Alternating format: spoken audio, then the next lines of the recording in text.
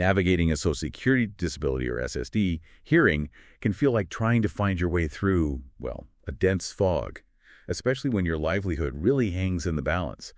It's a crucial step many people face, often with a lot of questions about how to best present their case. And that's precisely why we're taking this deep dive today. Our focus is squarely on empowering you, by understanding exactly how to prepare for an SSD hearing. While legal counsel is, of course, incredibly valuable, knowing the core preparation process itself is powerful, whether or not you choose to have an attorney by your side. Right. Our mission is clear. We're diving into the source material. How to prepare for your SSD hearing without a lawyer. 7 essential steps for success. Yeah. We're going to extract the most important nuggets, those surprising facts, and the actionable insights to equip you to present your case effectively. Our goal is to make what might seem like a daunting process feel far more, well, manageable and clear. So as we begin to chart our course through this process, before we even get to the how-to, what actually is an SSD hearing? Like, what should someone realistically expect when they walk into that room? Okay. Think of it as your live opportunity to speak directly to the administrative law judge, the ALJ.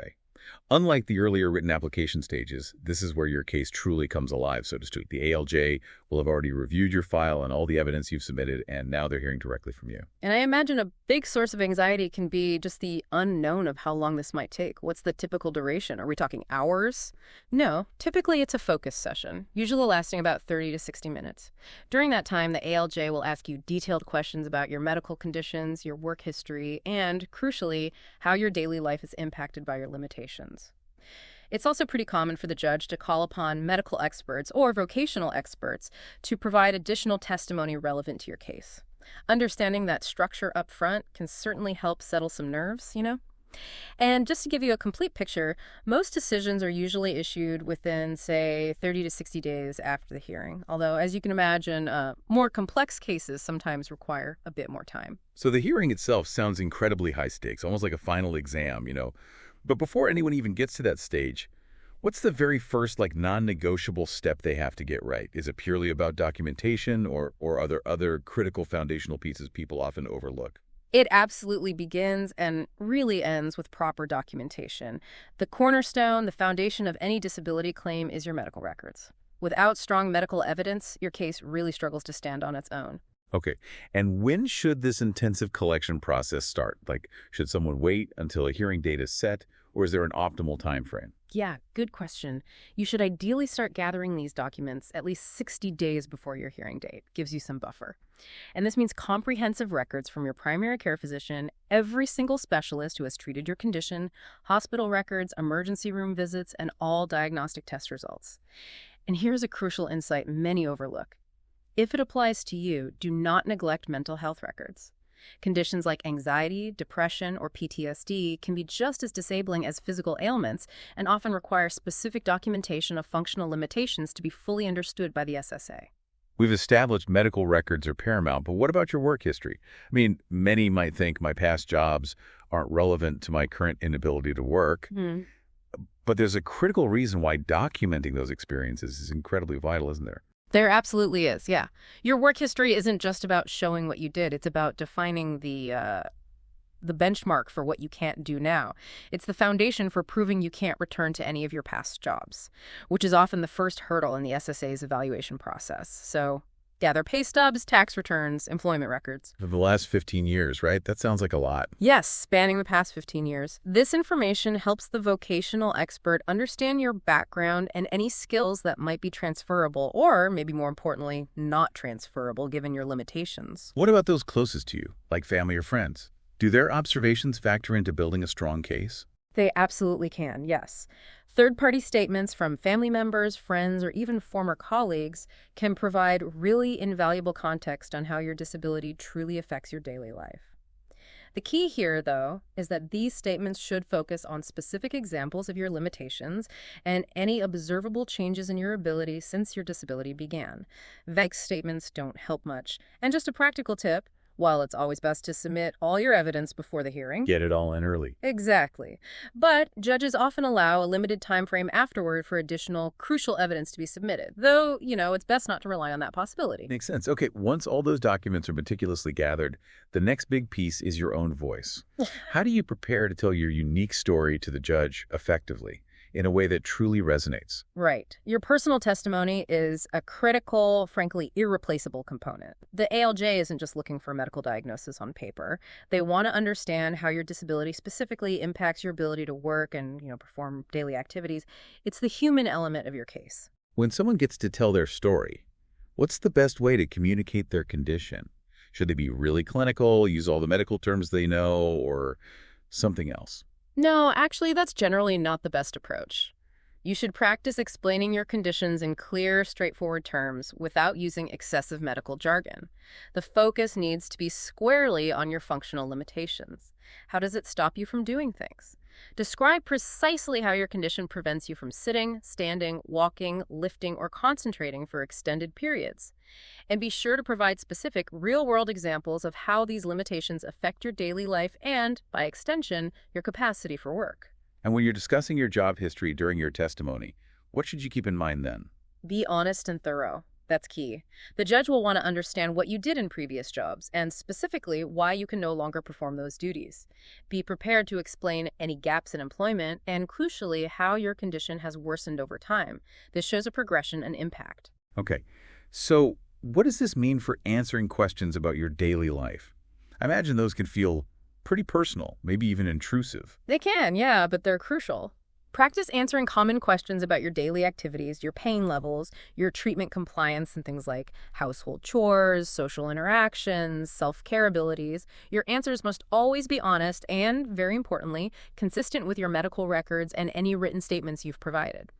We understand many people find it difficult or even feel embarrassed discussing their limitations, but remember, the sole purpose is to provide accurate information to help the judge make an informed decision. The judge is assessing your reality, not, how you wish things were. Right. We've talked about documents generally, but let's go deeper into the heart of the matter. Medical evidence. What does the Social Security Administration truly require from these records to support a claim? What are they looking for? Okay, so medical evidence forms the absolute cornerstone of any successful SSD claim. The Social Security Administration's key guide is what's informally known as the Blue Book, which is actually their official listing of impairments. It details very specific medical criteria for dozens and dozens of conditions. If your medical records meet or equal one of these listings in severity, you're generally considered disabled. It's their internal roadmap for medical severity. But here's a surprising fact, or maybe not so surprising.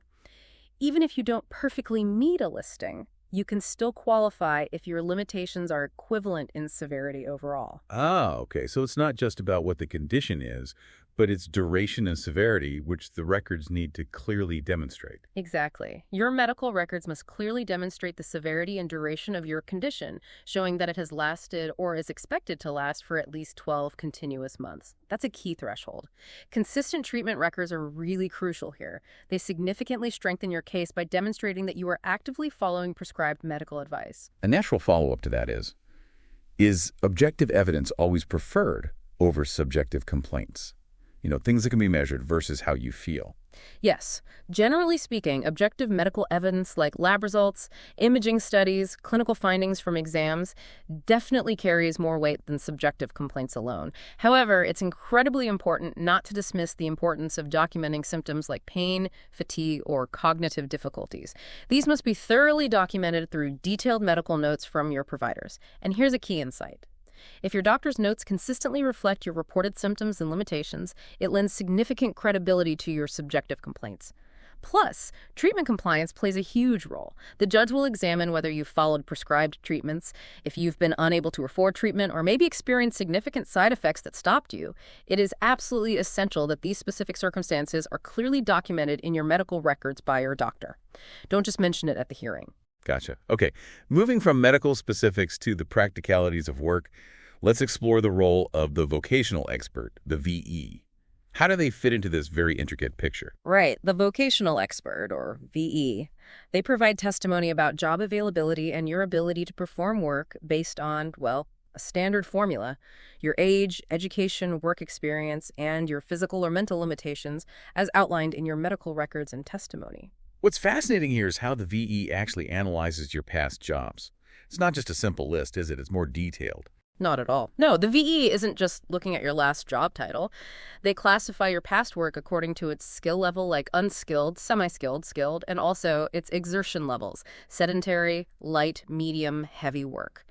They then determine if, given your current limitations, you can return to any of your previous jobs. If the answer is no, then they assess if other jobs exist in significant numbers nationally that you could realistically perform. A deeper insight here is that their testimony often hinges on whether your limitations prevent you from performing even the easiest job you've ever held or any other job existing in those significant numbers. It's a very specific economic and vocational analysis. Wow. So with that in mind, how critical is your accuracy when discussing your work history then? It sounds like everything hinges on it. It's paramount. Yeah. Providing accurate information about your work history, including precise job titles, specific duties, physical requirements, how long you worked there, is crucial, as the VE's testimony depends heavily on it. You should carefully consider how your disability affects your ability to perform both the physical and the mental demands of your previous work. Also, be ready to listen very carefully to the hypothetical questions the judge poses to the VE. These questions typically describe someone with your age, education, work history, and limitations. And the VE's answers to those hypotheticals often determine the outcome of your case. It's a pivotal moment. Is there an opportunity to challenge the VE? Say, if you don't agree with their assessment or how they characterize your old job? Yes, absolutely. If you disagree with the VE's characterization of your past work or their assessment of available jobs you could do, you will have the opportunity to question their testimony, or your representative would if you have one. It's wise to prepare thoughtful questions beforehand to highlight inconsistencies or maybe challenge assumptions they might be making about your capabilities based on the hypotheticals. Okay. You've prepared your case, your testimony, you understand the experts. Now it's hearing day. Let's talk about the practical logistical side of things to ensure you're, game day ready. Right. This is where preparation meets execution.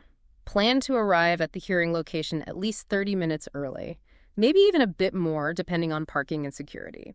This gives you ample time for parking, getting through any security procedures, and checking in without feeling rushed or stressed. What about what you wear? Does that even factor in? Seems minor, but maybe not. It does, surprisingly. You should dress professionally and conservatively for your hearing. Your appearance should convey respect for the process, while also, importantly, accurately representing your physical condition. It's a bit of a fine line. Avoid wearing clothing that might contradict your claimed limitations, like looking too robust if you claim severe physical issues, but also avoid exaggerating your condition unnaturally. Make sure to bring all requested documents in an organized manner. A folder system that allows you to quickly locate specific records if the judge asks for something can be incredibly helpful. Always bring copies, as originals may be retained. Also, think about your physical comfort. If you have difficulty sitting for extended periods, definitely inform the hearing office in advance. Most ALJs are very accommodating and will allow reasonable requests for breaks or perhaps alternative seating arrangements. Finally, be prepared for potential delays or even rescheduling. Hearing offices can experience unexpected delays, and judges may need to reschedule sometimes. Have backup plans for transportation and any work arrangements if needed. And while you can bring observers like family or friends to your hearing for support, they typically cannot testify unless they've submitted written statements beforehand, so always check the specific office policies. Oh, and critically, missing your hearing without good cause can result in dismissal of your claim. So contact the office immediately. If you have a valid reason, you absolutely must reschedule. We've covered so much on what to do, but what about what not to do? What are the common pitfalls claimants inadvertently fall into during their hearing that can really hurt their case? Okay, good point. One frequent and significant error is inconsistent testimony about daily activities and limitations. It's vital, absolutely vital, to ensure your hearing testimony aligns precisely with your written statements and your medical records. Any contradictions can raise serious credibility concerns and potentially lead to an unfavorable decision. I could definitely see how that would be a problem. So related to that, should you try to put on a brave face, maybe minimize things, even if you're having a particularly rough day? Absolutely not. No, you should avoid minimizing your symptoms or trying to appear stronger than you actually are on an average or bad day. Some claimants worry about seeming weak or dependent, or maybe just want to present a positive image, but the hearing is not the time to downplay your limitations. Be honest about your worst days and how your condition affects your ability to work consistently. The judge needs to understand your limitations on a bad day to assess your overall capacity for sustained work. Also, a critical point. Don't argue with the judge or become defensive when questioned about your disability. The ALJ is trying to understand your situation, not attack your credibility personally. Maintain a respectful, cooperative attitude throughout the hearing process. It goes a long way. Another common mistake is simply failing to prepare for common questions. Practice explaining your condition, your limitations, and your daily activities beforehand. Rambling or giving unclear answers can confuse the judge and significantly weaken your case. You need clarity. Finally, avoid bringing in irrelevant information or focusing on issues outside the scope of your disability claim, like, say, problems with customer service you experienced earlier. Stay laser-focused on how your medical conditions prevent you from working and performing daily activities. That's the core issue. Wow. We have truly navigated extensive ground today, from understanding the intricate SSD hearing process and gathering all that crucial documentation, to preparing your personal testimony, understanding medical and vocational expert input, and of course, equipping you to avoid those common pitfalls. Our aim with this deep dive was truly to demystify what can feel like a very crucial, complex process, transforming that dense fog into, hopefully, a clearer path. And we hope we've achieved that. Yeah. The core message remains: learning how to prepare for your SSD hearing, especially if you're doing so without a lawyer, requires dedication, organization, and thorough preparation. By meticulously following these essential steps and truly understanding the nuances, you'll be far better equipped to present your case effectively and significantly increase your chances of a favorable outcome. Preparation truly is the key to success in this process, and understanding the process thoroughly, as we've explored today, will serve you incredibly well during this important stage. And maybe just a final thought to leave you with, if we connect this to the bigger picture. Given how much preparation, precision, and clarity is needed to advocate for yourself in this specific high-stakes context, what does this deep dive teach us about the value of precision and honesty in any situation where you need to clearly and effectively present your truth, whether it's at work or in personal life or anywhere else? That's a powerful thought to ponder. We hope these insights empower you not just in a potential SSD hearing, but in all areas of your life where thorough preparation and clear communication are paramount.